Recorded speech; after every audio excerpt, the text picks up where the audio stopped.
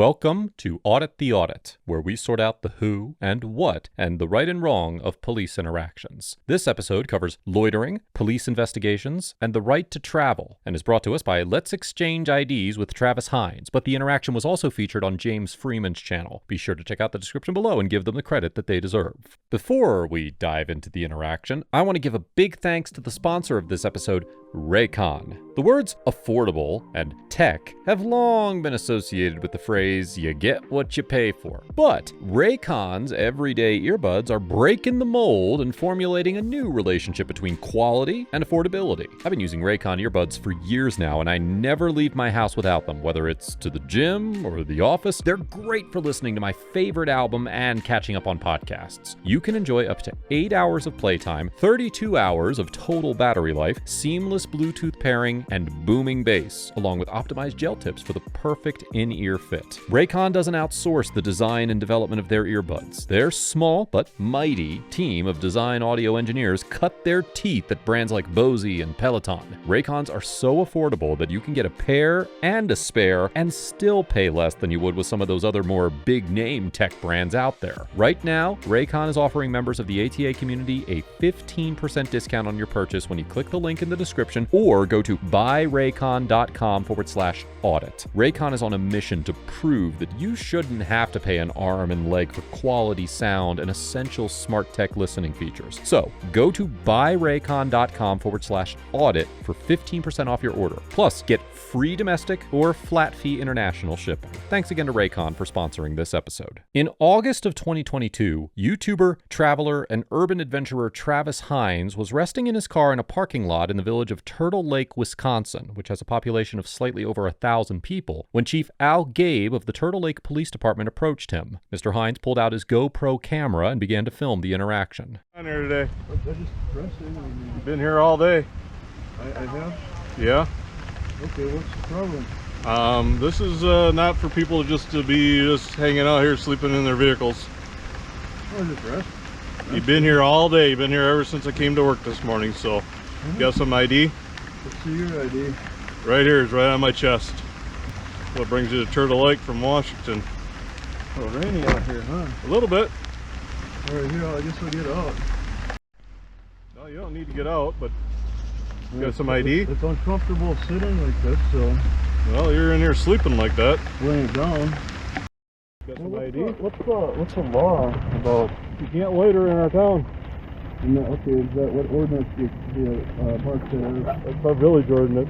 Chief Gabe tells Mr. Hines that he is violating the village's loitering ordinance by remaining parked in a public parking area for an extended period of time. Section 11-2-4 of the Turtle Lake Village Code defines loitering as sitting, standing, loafing, lounging, wandering, or strolling, quote, in an aimless manner, or stopping, pausing, or remaining in an area, quote, for no obvious reason. However, in this context, the ordinance only prohibits loitering after being ordered to leave, stating that, quote, no person shall loiter in or about any public street, public sidewalk, street crossing, alley, bridge, parking lot, or other place of assembly or public use after being requested to move by any law enforcement officer, and requires that, quote, upon being requested to move, a person shall immediately comply with such a request by leaving the premises or area thereof at the time of the request. For this reason, a court would probably conclude that Mr. Hines could not violate the loitering statute by simply parking in a public parking lot, even if his conduct fit the definition of loitering under the ordinance, as a police officer had not asked him to move. Likewise, loitering laws such as this one have a long history of constitutional challenges, and it is likely that a court would determine that this ordinance is, quote, void for vagueness under the Due Process Clause of the 5th and 14th Amendments. As the Supreme Court explained in the 1983 case of Collender v. Lawson, quote, vagueness may invalidate a criminal law for either of two independent reasons. First, it may fail to provide the kind of notice that will enable ordinary people to understand what conduct it prohibits. Second, it may authorize and even encourage arbitrary and discriminatory enforcement. Courts have held various loitering laws to be unconstitutionally vague for both of these reasons. And in the 1998 case of Chicago versus Morales, the Supreme Court invalidated an ordinance that prohibited individuals that the police believed to be gang members from loitering in public because it left too much room for arbitrary and discriminatory enforcement by officers. Because the ordinance defined the term loiter as, quote, to remain in any one place with no apparent purpose, the court argued that the law gave too much discretion to law enforcement, stating that, quote, the no apparent purpose standard for making that decision is inherently subjective because its application depends on whether some purpose is apparent to the officer on the scene. Presumably, an officer would have discretion to treat some purposes, perhaps a purpose to engage in idle conversation or simply to enjoy a cool breeze on a warm evening, as too frivolous to be apparent if he suspected a different ulterior motive. Given the similarities in wording between the loitering statute in the Morales case and the Turtle Lake Ordinance, which defined loitering as remaining in an area, quote, for no obvious reason, it is highly probable that a court would hold that the Turtle Lake Loitering Ordinance was also unconstitutionally vague. Bottom line, just get in your car and get out of Turtle Lake. Simple as that. Yeah, I mean, I'll be making my way out, but... No, now. I'm not now. We're done. We're done here. If you don't want to cooperate, Well, just get in your car and leave. Are you a chief or I'm something? the police chief. Yes, I am. All right, good job. So you're not an elected position. We're not here to debate who I am, what I'm doing. I told you who I am. I told you I was the Turtle Lake Police Department when I arrived. Okay. Oh yeah, and were you called or No? or you just come up on your own to? It doesn't matter. You've been here. I told you I've been here all day. You've been here all day. You have.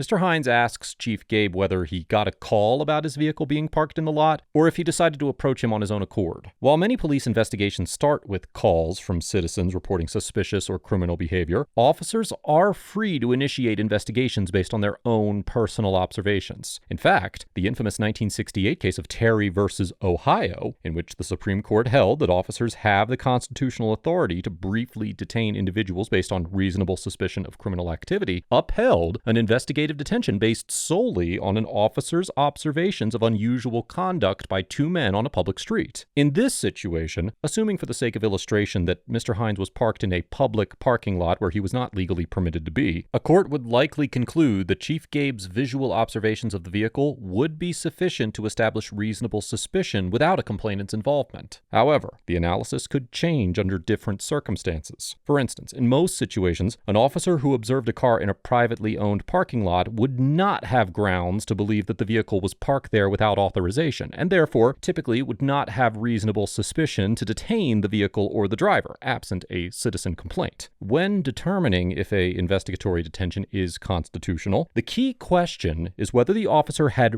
reasonable suspicion based on all the facts available to them at the time, regardless of whether this information was obtained through a citizen complaint or the officer's own observations. Additionally, as the Supreme Court explained in the 2002 case of U.S. versus Drayton, quote, law enforcement officers do not violate the Fourth Amendment's prohibition of unreasonable seizures merely by approaching individuals on the street or in other public places and putting questions to them if they are willing to listen. Therefore, while it is questionable whether Chief Gabe had the reasonable suspicion necessary to detain Mr. Hines, he would certainly be within his authority to approach Mr. Hines and attempt to engage in consensual questioning, regardless of whether anyone had complained about him being parked in the lot.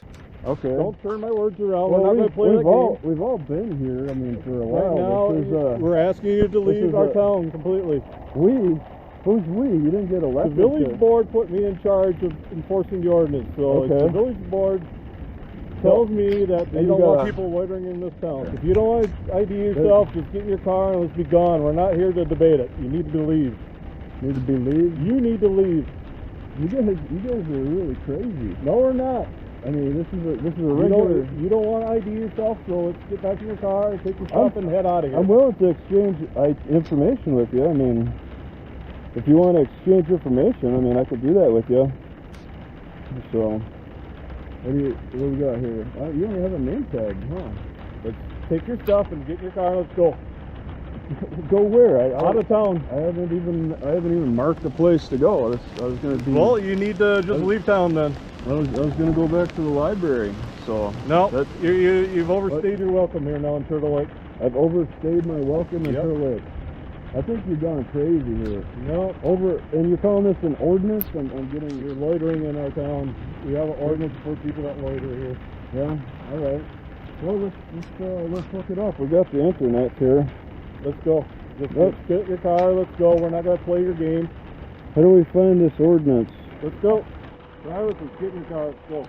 So we're gonna find this ordinance. Travis, we're done. We're gonna find this No, ordinance. we're not going to stand out in the rain all day. Just Oh, telling you that we're done. You need to leave. No, That's an order from us. If you don't want to follow our order, we can take you to jail. Chief Gabe orders Mr. Hines to leave Turtle Lake and informs him that he will be placed under arrest if he refuses to do so. Courts have long held that the so-called right to travel is protected by the Constitution, with the origins of this right tracing back to the Magna Carta, if not earlier. For example, the Supreme Court recognized in the 1900 case of Williams versus Fears that, quote, undoubtedly the right of locomotion, the right to remove from one place to another according to inclination, is an attribute of personal liberty, and the right of free transit from or through the territory of any state is a right secured by the Constitution. And it also noted in the 1941 case of Edwards versus California that, quote, freedom of movement and of residence must be a fundamental right in a democratic state. Likewise, as the Supreme Court explained in the 1999 case of Sines versus Roe, although the word travel is not found in the text of the Constitution, quote, the constitutional right to travel from one state to another is firmly embedded in our jurisprudence. Indeed, the right is so important that it is a virtually unconditional personal right, guaranteed by the Constitution to us all. However, like most constitutional rights, the right to travel is not absolute, and it certainly does not mean that individuals can go wherever they want at any time without limitation. There are many times where officers may have the authority to ask an individual to leave a certain parcel of property, such as in instances of trespassing, and it is even possible that a court would conclude that Chief Gabe had the legal authority to ask Mr. Hines to leave the parking lot. However, given the high level of respect that courts have historically given to the right to travel, it is very likely that a court would determine that Chief Gabe's actions in ordering Mr. Hines to leave Turtle Lake violated the Constitution, even if the village board had told him that he was authorized to force loiterers out of town. A lawful order to leave. Yes.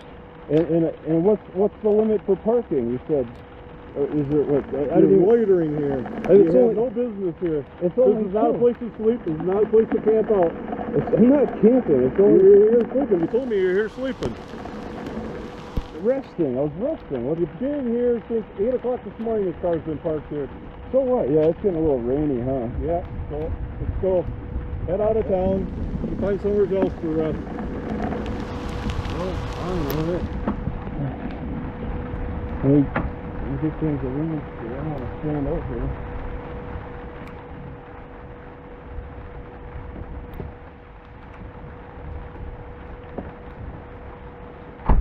After his interaction with Chief Gabe, Mr. Hines complied with his order and left Turtle Lake entirely. He posted his GoPro footage to his YouTube channel, urging viewers to contact the governing body of Turtle Lake. And a short time later, James Freeman covered the encounter on his channel and also asked viewers to reach out to the village government. About a week later, Mr. Freeman posted a follow-up video stating that in response to public outcry over the incident, Village President Annie Koenig and the village board trustees voted to suspend the loitering ordinance, to review and revise every other Turtle Lake ordinances to ensure constitutionality, and to retain an independent agency to investigate Chief Gabe's actions during this encounter. The outcome of this investigation is unknown, and Chief Gabe retired in January of 2023 for unrelated reasons, with Chief Gabe telling reporters that he had informed the village board of his plans to retire 8 months before his run-in with Mr. Hines. Overall, Chief Gabe gets an F for maintaining a rude and condescending demeanor throughout his interaction with Mr. Hines, demonstrating a flagrant lack of concern for Mr. Hines' constitutional right to travel, and ordering a citizen to leave not just a parking lot, but an entire village. Although I have reviewed more than my fair share of outrageous police conduct on this channel, before this interaction, I had never seen an officer actually command a citizen to quote-unquote get out of town under the threat of arrest. Not only does this behavior reveal a total lack of respect for the Constitution on Chief Gabe's part, but it also demonstrates a highly inflated view of his power as a police chief. This encounter illustrates just how crucial it is for officers to understand and respect citizen rights, as well as the limitations of their own authority. Mr. Hines gets an A